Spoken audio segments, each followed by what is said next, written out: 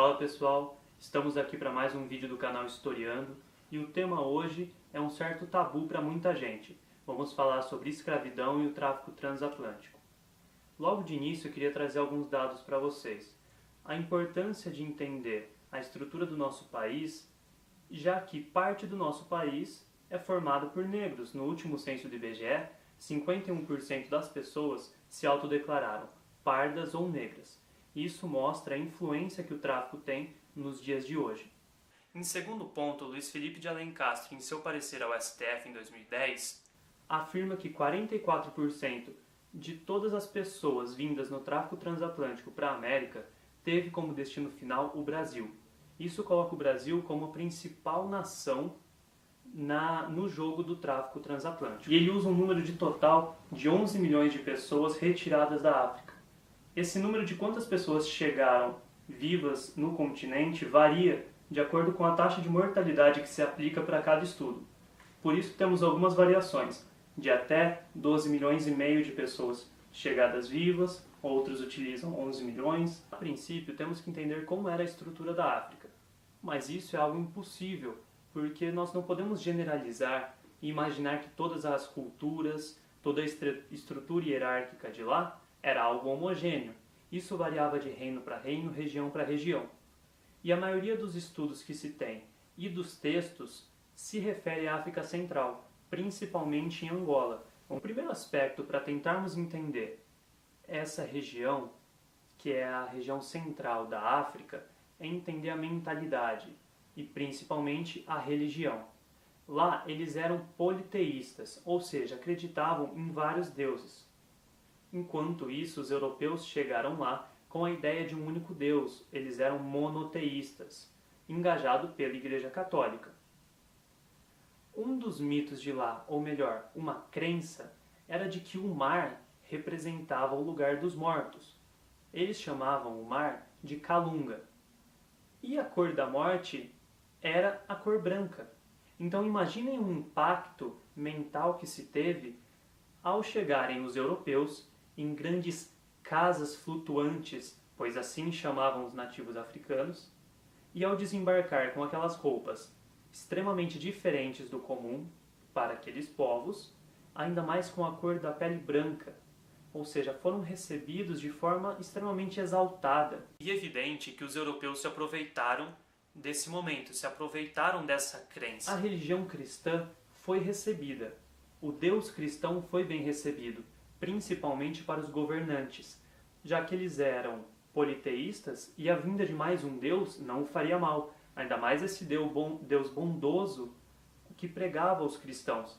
Então, o Deus cristão foi absorvido nesse panteão de deuses africanos. Porém, eles não seguiram o cristianismo à risca. Por exemplo, a monogamia foi algo muito difícil de impor aos africanos, porque era comum que um homem tivesse mais de uma mulher. E, consequentemente, eles não aceitavam, quase nunca praticamente, o casamento. Ou seja, os europeus tiveram dificuldade na catequização da maioria dos africanos. Por que a catequização? Além da expansão da fé, o principal interesse dos europeus era o interesse econômico. E eles compreenderam que, para ter esse lucro, para conseguir fazer mercado lá, mais do que a conquista pela força, eles deveriam ter a conquista espiritual. Aí você pergunta, poxa, mas como a igreja que prega a paz pode ser a favor do tráfico transatlântico, que é algo tão penoso, tão dolorido para essas pessoas? Aí nós caímos num conceito que é a teoria camítica. No Velho Testamento tem uma passagem que diz que Noé uma vez estava embriagado e nu. E seu filho Cã o teria visto e feito chacota, ou seja, feito piada disso. Os outros filhos tiraram Noé daquela situação constrangedora e depois, quando Noé estava sóbrio, ele teria dito: malditos sejam os filhos de Canaã. Em algumas traduções foi percebido como filho de Cã. Isso, a historiografia e as pessoas que estudam isso nem sempre têm um consenso também. Bom, o que ficou para a história é que os filhos de Cã seriam amaldiçoados, e Cã representaria a África. Sem representaria toda a parte do Oriente Médio e daria origem ao povo semita, daí vem o nome, filhos de Sem. E Jafé daria origem à Europa. Então a África poderia ser castigada, se assim podemos dizer. Eles precisavam conhecer o cristianismo, pois eram todos descendentes de Cã, que foi um pecador. O segundo ponto importante é entendermos como foi classificado o povo africano pelo europeu, principalmente a palavra escravo. A palavra escravo provém do latim medieval esclavo, que por sua vez provém da palavra eslavo, aonde durante a Idade Média muitos eslavos teriam sido capturados e feitos cativos, feitos trabalhadores braçais compulsórios, o que veio a ser o termo escravo. Porém, ao chegar na África, os europeus colocaram tudo no mesmo termo, ou seja, toda forma de trabalho que eles encontraram lá foi assimilada ao trabalho escravo. E muita gente diz, bom, mas se na África havia escravidão, não tem problema o Brasil ter escravizado esse povo, já que eles estavam acostumados com isso. Aí que entram os detalhes que nós devemos compreender com mais minúcia. Precisamos diferenciar as formas de escravidão. Quando alguém conhece algo novo e tenta explicar para outra pessoa, por exemplo, você viu uma fruta que nunca tinha visto na vida e vai contar para sua mãe. Você vai usar palavras para explicar com palavras que você conhece. Poxa, mãe, aquela fruta é parecida com a melancia, só que tem uma casca diferente. Tá? Ou seja, você está preso em uma grelha linguística. E essa grelha linguística é um dos principais tópicos para entendermos as diferentes formas de escravidão. Já disse que a escravidão medieval não tinha nada a ver com a questão racial, ou seja, eram escravos de guerra ou viravam escravos por dívida. Quando chega a escravidão do europeu na África, isso se torna unicamente racial, correto? Em muitos relatos é descrito que nas tribos africanas era possível o escravo trocar de dono.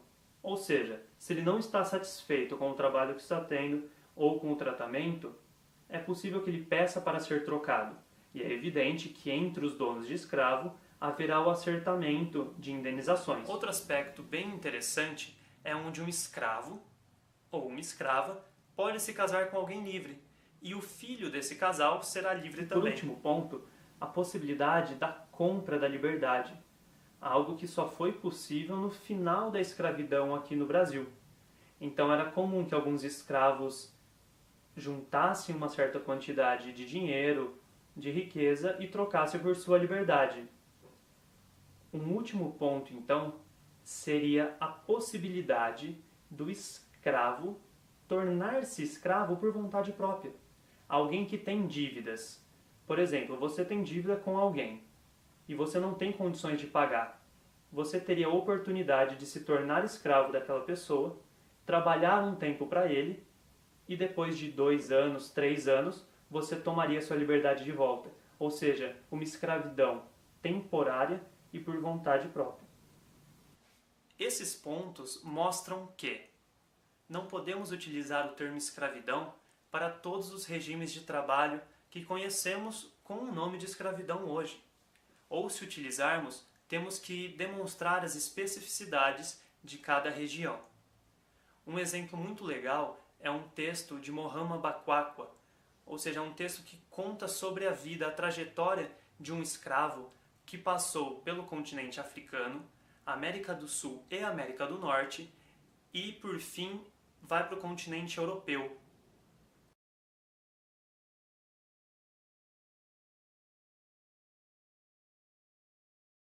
Coincidentemente, quando ele chega ao Brasil e conhece a escravidão daqui, ele tenta suicídio. Mas esse texto eu vou deixar no link abaixo, espero que vocês possam acessar, pois é uma das leituras que eu acho bem esclarecedora. Por fim, temos o processo de final da escravidão no Brasil. Porém, isso ocorre de forma lenta e gradual, como sempre, favorecendo principalmente os donos de escravo, que receberam muitas anistias. E depois vamos discutir como que esse escravo foi abolido e foi inserido na sociedade. Vamos passar então pelas legislações. Em 1818, ocorre um tratado anglo-português que determina o fim do tráfico na parte de cima da linha do Equador. Em 1831, fica determinado que todo escravo vindo de fora do continente aqui seria liberto, portanto estava proibido trazer novos escravos da África. Isso fez com que o comércio de escravos interno aumentasse. Em 1850, ocorre a Lei Eusébio de Queiroz, aonde determinava o fim do tráfico. De fato, isso não aconteceu e foram necessárias novas leis até chegar no fim da escravidão. Em 1871 é declarada a Lei do Ventre Livre, onde filhos de escravas seriam livres. Em 1885 é declarada a Lei do Sexagenário, ou seja, todo escravo acima de 60 anos estaria liberto. Porém, era difícil escravos que chegassem próximo aos 60 anos, devido às péssimas condições de trabalho que nós conhecemos e às formas de tratamento extremamente violenta com que ele era tratado toda a vida. Em 1888, portanto, temos o fim da escravidão com a assinatura da Princesa Isabel perante a Lei Áurea. E com isso se encerra o período de tráfico transatlântico e de escravismo dentro do Brasil. Ter terminado o tráfico não significa que os escravos e seus descendentes tenham sido inseridos de forma correta na sociedade.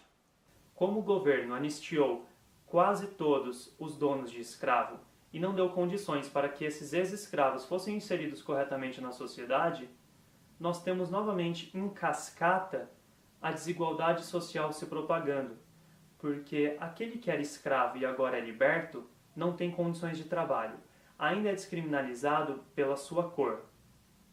Ou seja, o que mudou após a abolição?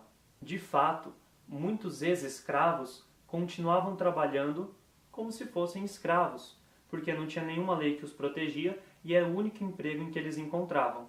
E a elite branca, os senhores de escravo, se aproveitavam disso durante o maior período possível. E nós sentimos reflexos disso até hoje, já que a escravidão é um dos pilares fundamentais na formação de nossa sociedade. Para finalizar, eu queria trazer uma dúvida, um questionamento. Luiz Felipe de Alencastro, no mesmo parecer a qual eu citei no início desta videoaula, faz o seguinte questionamento. O uso de políticas raciais, principalmente nas universidades, o uso de cotas raciais é um mero reparo social ou aperfeiçoamento da democracia?